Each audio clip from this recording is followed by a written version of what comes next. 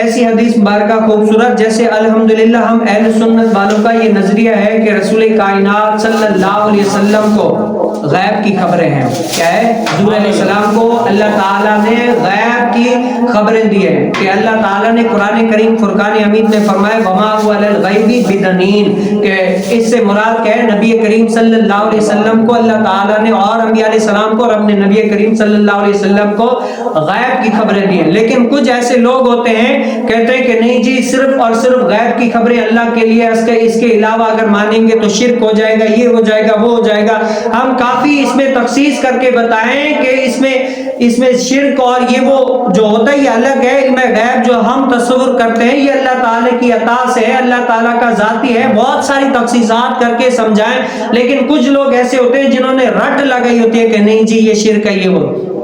اب اگر ہم کہتے ہیں جو حدیث مبارکہ بھی ہم بیان کریں گے نا، اگر ان کے مدارس میں وہ بچے جو پڑھتے ہیں نا 100% اگر وہ مدرس صحیح طریقے سے حدیث مبارکہ کی تشریح کرے نا تو 100% طریقے سے جس طریقے سے حدیث کی تشریح کرنے کا حق ہے، اگر وہ اس طریقے سے حدیث کی تشریح کرے نا تو ان کے مدرسے سے پڑھنے والا ہر بچہ سنی یا رسول اللہ کہلانے والا ہے. لیکن وہ ڈنڈی ایسے مارتے ہیں کہ ان کے مدرسے میں جو اپنے آپ کو یعنی شرک کی فیکٹری کھول کے بیٹھے ہوئے کہتے ہیں نا، تو وہ کیا حدیث مبارکہ میں ڈنڈی مارتے ہیں، صحیح طریقے سے تشریح نہیں کرتے. اگر کما حقو جس طریقے سے حدیث کی تشریح کرنی چاہیے اگر اس طریقے سے کریں تو ان کے مدرسے سے پڑھنے والا ہر بچہ یا رسول اللہ کہلانے والا ہوگا، اسی نظریے کا قائل ہوگا جو ہمارا نظریہ ہے. الحمدللہ ہمارا نظریہ یا رسول اللہ کہنے والوں کا جو نظریہ ہے نا، اسی نظریے کے اوپر وہ بچہ بھی اسی نظریے کے اوپر کام کرے گا. لیکن بدقسمتی ان کی یہ ہے کہ وہ حدیث مبارکہ کی کما حقو تشریح نہیں کرتے. اب حدیث مبارکہ کیا ہے جس سے رسول کائنات صلی اللہ علیہ وسلم کا علم غیب ظاہر رہا؟ وہ کیا ہے؟ حضرت ابن عباس رضی اللہ تعالی عنہ نے فرمایا کہ نبی کریم صلی اللہ علیہ وسلم مدینہ یا مکے کے کسی باغ کے قریب سے گزر رہے تھے نا، تو حضور علیہ السلام وہاں قبروں کے قریب سے گزر رہے تو حضور علیہ السلام نے فرمایا کہ ان دو قبروں پر کیا ہو رہا ہے؟ عذاب ہو رہا ہے. کیا ہو رہا ہے؟ عذاب ہو رہا ہے. اب کہتے ہیں بھئی اس حدیث مبارکہ میں کون سی علم غیب ہے؟ اب آپ بتائیں، اتنے سارے قبریں ہوں، آپ ان میں سے بتا سکتے ہیں بھئی کس کس قبر میں عذاب ہو رہا ہے اور کس کس قبر میں اللہ تعالیٰ کی رحمت نازل ہو رہی ہے؟ آپ اور میں بتا سکتے ہیں؟ کوئی نہیں بتا سکتا. یہ تو اللہ کے راز ہے، ہر کسی کو نہیں پتا ہوتا، نہ میں بتا سکتا ہوں نہ کوئی اور بتا سکتا ہے. یہ اسی کو پتا ہوتا ہے جس کو اللہ بتائے. اللہ تعالیٰ کے علم میں کوئی نہیں جان سکتا. لیکن نبی کریم صلی اللہ علیہ وسلم اس دور کو دیکھ رہے تھے، گویا کہ حضور علیہ السلام نے یہ فرمانا چاہ رہے تھے کہ کچھ لوگ ایسے آئیں گے جو میرے علم غیب کے بارے میں مناظرے کریں گے، باتیں کریں گے، مباحثے کریں گے کہ حضور علیہ السلام کو علم غیب ہے یا نہیں ہے. تو حضور علیہ السلام نے کیا فرمایا؟ یعنی اپنے عمل سے بتا دیا کہ اللہ تعالیٰ کی عطا سے اللہ تعالیٰ نے مجھے علم غیب دیا ہے. حضور علیہ السلام قبر کے قریب سے گزرے تو حضور علیہ السلام نے فرمایا کہ ان دو قبروں پر عذاب ہو رہا ہے. کیا ہے؟ اتنی ساری قبریں ہیں، ان پر نہیں، ان دو قبروں پر عذاب ہو رہا ہے. اب یہ علم غیب کی بات ہے نا، ہر کوئی تو نہیں جان سکتا.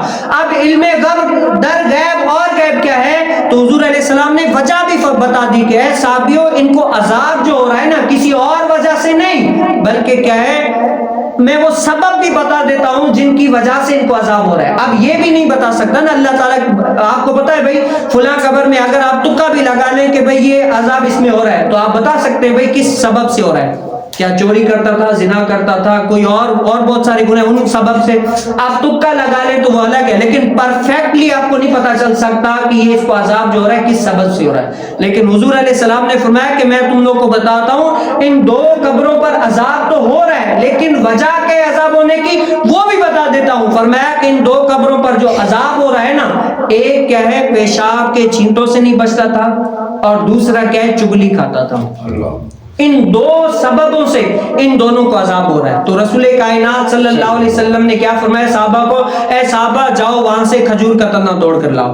تو صحابہ نے کیا کھجور کا تنا توڑ کر لائے. تو حضور علیہ السلام نے آج جو ہم اپنی قبروں پر پھول چڑھاتے ہیں یا کوئی چڑھاتے ہیں کہتے ہیں یہ جب تک تر رہے گا تو ثواب ملے گا. یہ اس حدیث مبارکہ پر عمل پیرا ہوتے ہیں. یہ پھول چڑھانا یہ سب کچھ یہ اس حدیث مبارکہ کے جواز کے طور پر ہو رہا ہے کیونکہ حضور علیہ السلام. اور یہ ضروری نہیں ہے کہ صرف پھول ہی چڑھائے.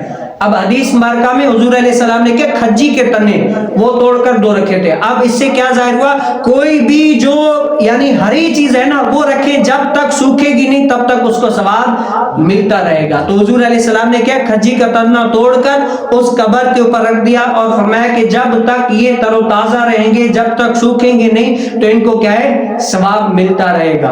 اب یہ اس حدیث مبارکہ میں جو اور لوگ تشریح کیا کرتے ہیں, بھئی اس حدیث مبارکہ میں یہ ہے کہ جب تک آپ قبر کے اوپر کوئی ہری چیز رکھیں گے جب تک رکھی رہے گی ثواب ملے گا. یہ تو ظاہر سی بات ہے, ثواب ملے گا ہی ملے گا, لیکن پیچھے جو اتنا حدیث مبارکہ کا جز ہے کہ حضور علیہ السلام نے بتایا کہ ان قبروں پر عذاب ہو رہا ہے اور عذاب بھی ان سببوں کے وجہ سے ہو رہا ہے. یہ کیا ہے, یہ حضور علیہ السلام کے علم غیب کی خبریں ہیں. سبحان اللہ.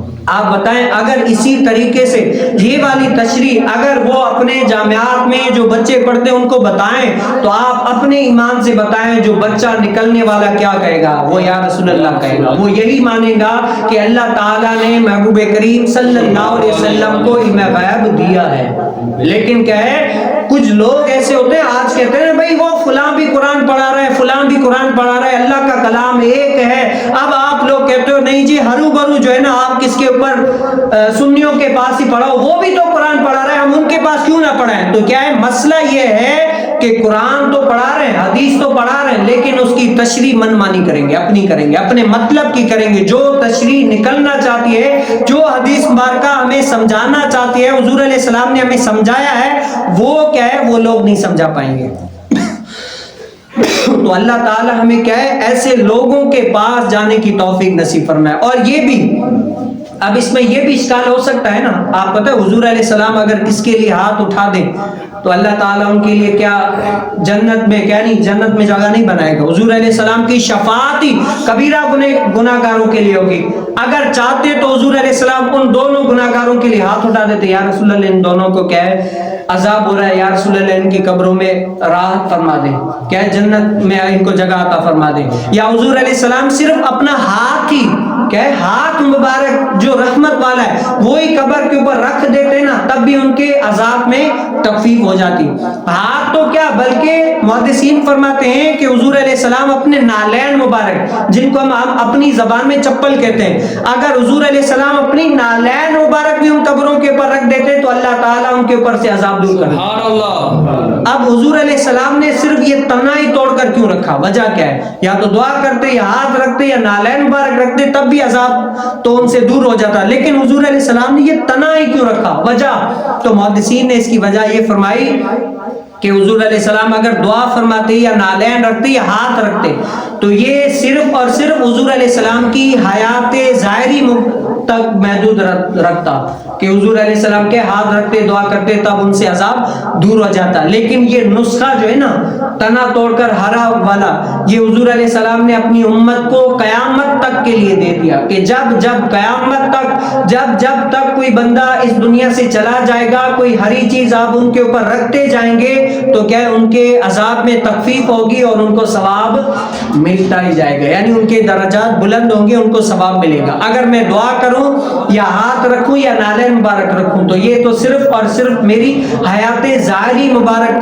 کا تک صرف وہاں تک محدود رہے گا, اس کے بعد ختم ہو جائے گا.